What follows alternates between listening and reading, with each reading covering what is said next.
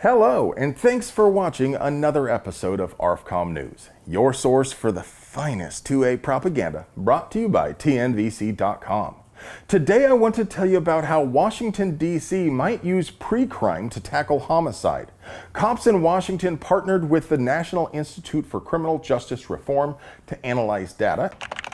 Enhance.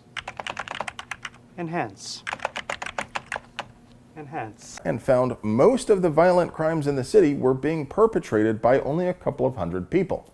Now, of course, that's a shocking revelation, which directly contradicts the generally accepted notion that crime is almost universally caused by guns, particularly the scary-looking ones, which are enchanted by dark elves.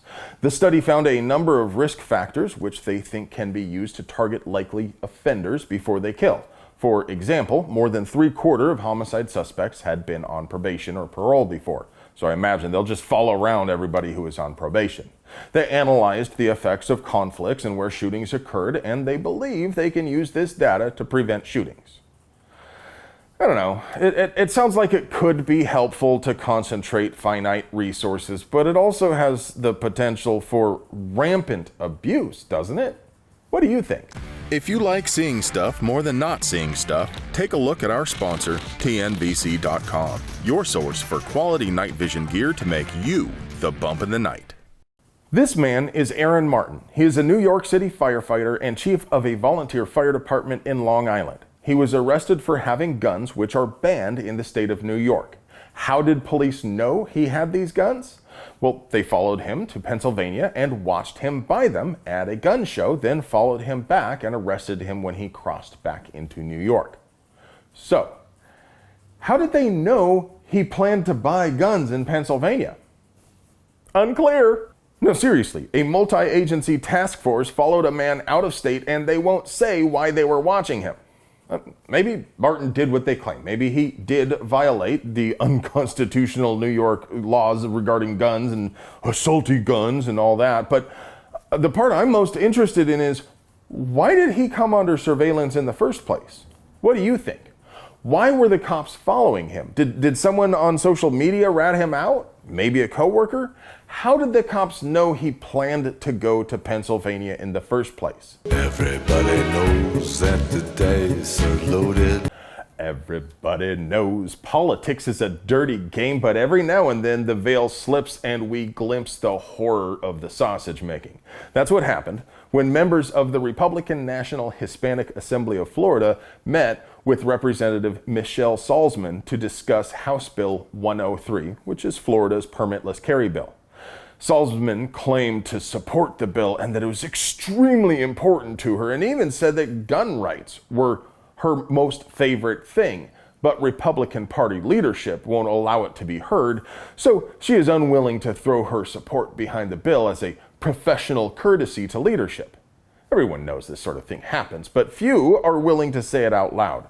Salzman got really upset when she found out the public meeting had been recorded, though, and she threatened to press charges for recording without her knowledge. She even sent a mean text to a member of the Republican National Hispanic Assembly of Florida saying that the organization would not be allowed in meetings anymore. Now, what's particularly funny is this probably wouldn't have gotten much attention at all if it weren't for her reaction to the recording.